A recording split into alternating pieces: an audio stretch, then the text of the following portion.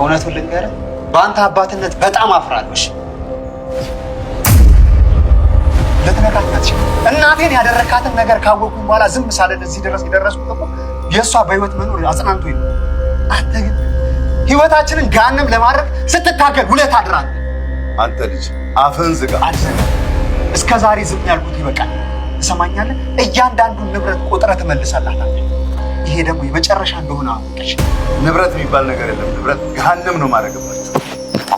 አሁን ለምን እንደጠራኸኝ ብቻ ነገር መቼም ይቅርታ አድርጊልኝ። ለምናት ልትለኝ አይደለም አይደል? እና እኔ ደግሞ ሀብቱን በሙሉ አሽቼዋለሁ።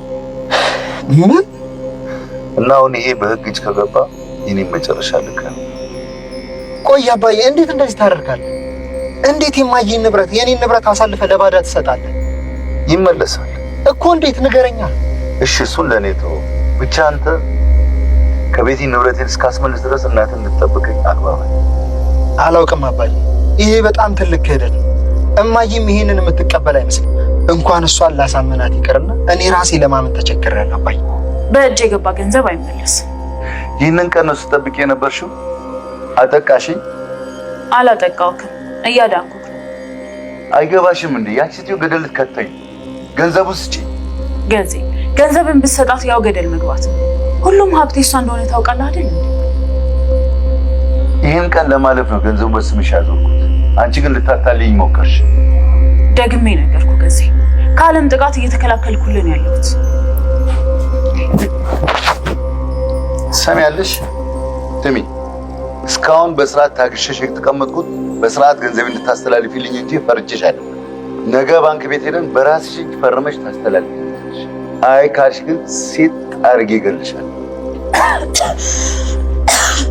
አለሜ ቤቲ የጠየቀቻት ነገር በጣም አስደንግጧታል ማለት ነው። ምክንያቱም በፍጹም ይሄንን ትላለች ወይም ደግሞ ይሄንን እንዳደርግ ትጠይቀኛለች ብላ አልጠበቀችም ነበር ማለት ነው። እሷ ብቻ ሳትሆን ሁሉም ቤቲ እንደዚህ አይነት ጥያቄ ትጠይቃለች ብሎ ማንም አላሰበም፣ ማንም አልገመተም ነበር። እንግዲህ ቤቲ አለሜን ወንድሟን አምጥታ እዚህ እንድታስቀጣውና ለወንጀሉ ለሰራው ነገር በጠቅላላ እንዲቀጣ ስትጠይቃት አለሜ እንግዲህ አፏ ሁሉ ተሳስሮ ምንም ቃል ካፏ ሳይወጣ በጣም ደንግጣለች ማለት ነው። ቤቲም እንግዲህ የአለሜ መልስ ዝምታ ብቻ ሲሆንባት የተቀመጠችበት ጥላት ሄዳለች ማለት ነው። እንግዲህ አለሜም ይሄንን ነገር እንዴት አድርጋ እንደምታስተካክለውና የተጠየቀችው ነገር በጣም ከባድ እንደሆነ እንግዲህ ለነናቲም እየተናገረች ነበረ። ወንድሜ ነው፣ የራሴ ሰው ነው፣ እንዴት አድርጌ አሳልፌ እንደምሰጠው በጣም ግራ ገብቶኛል። ስለዚህ ግን ለማንኛውም ጊዜ ፈልጋለሁ ብላ ስለዚህ ነገር እንዳያወሩባት ጊዜ እንዲሰጧትም ዝም ብላለች። ግን ደግሞ ይሄንን ነገር የማድረግ ምንም አዝማሚያ የላትም። ምክንያቱም ወንድሟ ወንጀል ሰርቷል ታውቃለች፣ መቀጣት እንዳለበትም ይገባታል። ግን ደግሞ አሁን ላይ ያለችበት ሁኔታ ለውሳኔ ወይም ደግሞ አምጥታ እሱ የሰራውን ወንጀል እንዲቀጣ ለማድረግ በጣም ግራ ተጋብታለች ማለት ነው። ቤቲም እንግዲህ አለሜ ይሄንን ነገር እንደማታደርገው ገብቷታል። ግን ደግሞ አሁን ላይ ቤቲ ለአለሜ የሰጠቻት አማራጭ ይሄና ይሄ ብቻ ነው ማለት ነው።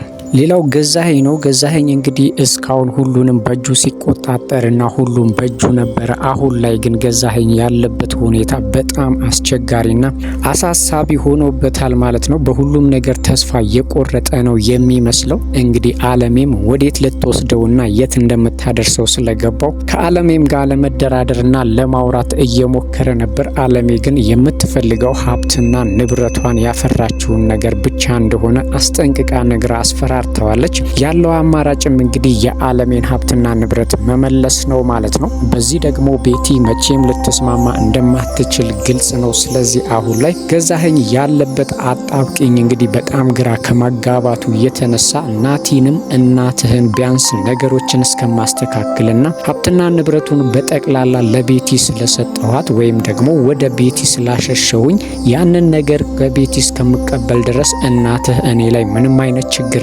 እንዳትፈጥርብኝ አግባባልኝ ብሎ እንግዲህ ናቲን ጠይቆታል። ናቲም የአባቱ ጥያቄ በጣም ነው ያስደነገጠው ማለት ነው። ምክንያቱም የእናቱን ንብረት አሳልፎ ለሌላ ሰው ይሰጣል ብሎ በፍጹም አልገመተም ነበረ። የዚህን ያህል ይጨክንብናል ብሎ አልገመተም። ገዛኸኝ ግን እንግዲህ አለሜን እጎዳለሁ ብሎ ራሱን ትልቅ ውስብስብ ነገር ውስጥ ጨምሯል ማለት ነው። ዛሬ ላይ ማጣፊያው ግራ ገብቶት ናቲንም እየተማጸነ ነው ያለው ማለት ነው። ናቲ ግን መቼም ይሄንን ነገር እንደማያደርግና ያደረገው ነገር ወይም ላደረገው ነገር መቼም ይቅርታ እንደማያደርግለት ነግሮታል ማለት ነው። ገዛኸኝ እንግዲህ አሁን ላይ ያለበት ሁኔታ ከምንም በላይ አሳሳቢና ከባድ ሆኖበታል። ብቻውን ነው። በዛ ላይ ደግሞ የወደቀና ብቻውን የቀረ ያህል እየተሰማው ነው። ግን ደግሞ አሁንም ድረስ ያወኔው እኔን ማንም አያሸንፈኝም እኔ ገዜ ነኝ እያለ ራሱን ማጽናናቱን አላቆመም ማለት ነው። እንግዲህ ወደፊት ምን ማድረግ እንደሚችል ባናቅም አሁን ላይ ግን ገዛኸኝ ያለበት ሁኔታ በጣም አስቸጋሪ ነው ማለት ነው። አለሜም እንግዲህ ሀብትና ንብረቷ በጠቅላላ ቤቲ ጋር እንደሆነ ሰምታለች። ይሄንን ስትሰማ ደግሞ አለሜ ይባስ በጣም ነው የተናደደችው። ምክንያቱም ገዛኸኝ የዚህን ያህል ወርዶ ይጨክንብኛል ወይም ደግሞ ሀብትና ንብረቴን አሳልፎ ለሌላ ሰው ይሰጣል ብላ በፍጹም አልገመተችም። ስለዚህ በጣም አስቸጋሪ እንደሚሆንባትም እያሰበች ነው ያለችው ማለት ነው። ምክንያቱም ሀብትና ንብረቷ ሶስተኛ ወገን ጋር ነው ያለው። በዛ ላይ ደግሞ ቤቲ ብሩን ስለምትፈልገው እንደዚህ በቀላል እንግዲህ ነገሮች የሚሆኑ አይመስለንም። ገዛኸኝ ግን አሁን ላይ ሙሉ በሙሉ የአለሜን ብር ለመመለስ ሀብትና ንብረቷን ለመመለስ እያሰበ ነው። አሁን ቤቲ ነች እንግዲህ ትልቅ ችግርና እንቅፋት ልትሆንበት የምትችለው። ምክንያቱም በተደጋጋሚ የሰጠውሽን ብር አስተላልፊልኝ እኔ ትልቅ ችግር ውስጥ ነው ያለሁትኝ፣ ስለዚህ ለአለሜ ብሩን መመለስ አለብኝ ብሎ ቢላትን ቤቲ ግን እንዳታስበው ብለዋለች። እንግዲህ አሁን ላይ በቤቲና በገዛኸኝ መካከል ትልቅ ችግር ሊፈጠር ይችላል ብቻም ሳይሆን ይፈጠራልም። ምክንያቱም ቤቲ ያ ብር የወሰደችበት አላማና እቅድ ስላላት ያንን ብር በቀላሉ አሳልፋ ከሰጠች እንግዲህ እህቷ የምትታከምበት ነገር በፍጹም ልታገኝ አትችልም።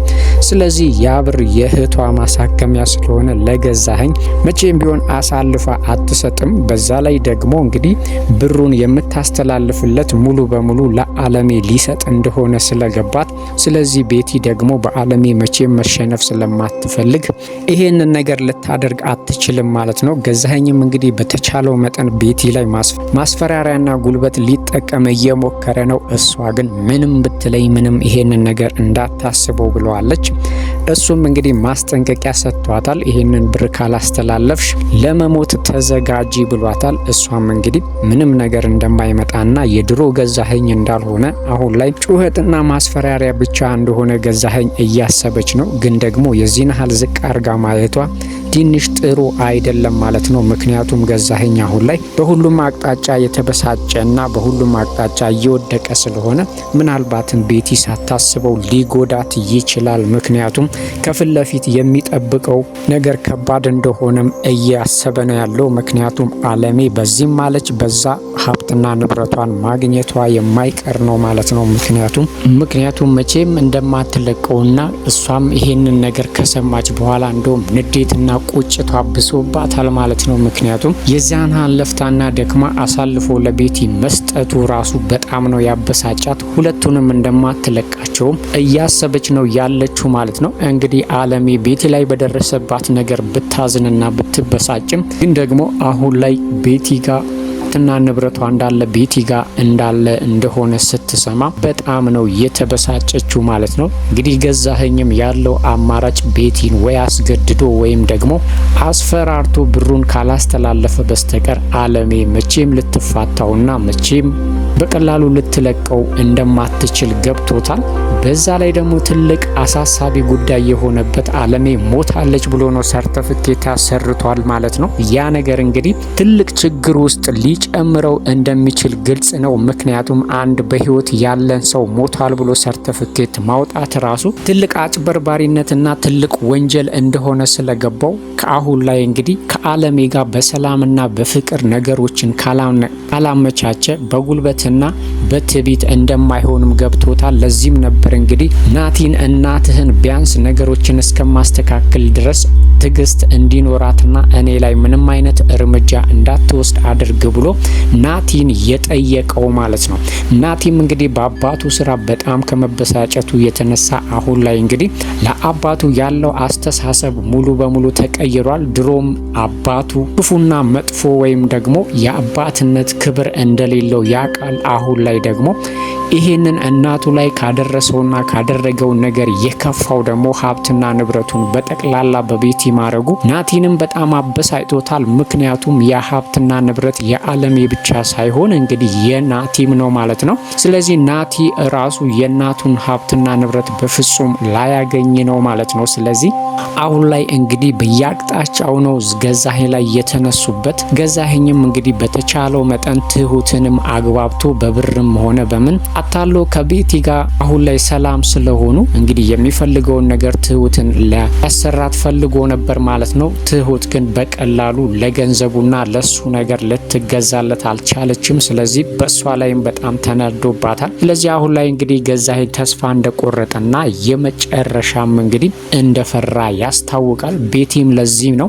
ገዛኸኝ ከእንግዲህ በኋላ የሚጮህ ቆርቆሮ እንጂ ማንንም የሚነክስና የሚጎዳ አንበሳ አይደለም። ስለዚህ ምንም ነገር አልፈራውም እያለች ያለችው ማለት ነው። ምናልባት እንግዲህ ገዛኸኝ ብልጥ ከሆነ በቤቲ ደካማ ጎን ከገባባት ብቻ ነው እሷ ሊያሸንፋት የሚችለው። የቤቲ ደካማ ጎን ደግሞ እህቷ ብቻ ነች። ምናልባት እንግዲህ የቤቲ ነገር ከኋላዋ አጥንቶ ለምን እንደዚህ እንዳደረገችና አሁን ብሩንም አልመልስም እያለች ያለችበት ምክንያት ገዛኸኝ ጆሮ ከደረሰ ምናልባትም የቤቲን እህት አፈላልጎ አግኝቶ በእህቷ ካስፈራራት ቤቲ ልትመልስለት ትችላለች፣ ያስተላልፈላትን ሀብትና ንብረት ማለት ነው። አለበለዚያ ግን ቤቲ ምንም እሷን እንደዚህ በዛቻና በማስፈራሪያ በፍጹም ብሩን ልትመልስለት አትችልም። ምክንያቱም ብሩ መጀመሪያም ለዓላማና ለግብ ስለሆነ እንደዚህ ያደረገችው ማለት ነው። በቀላሉ ለገዛኸኝ አትሰጠውም ማለት ነው።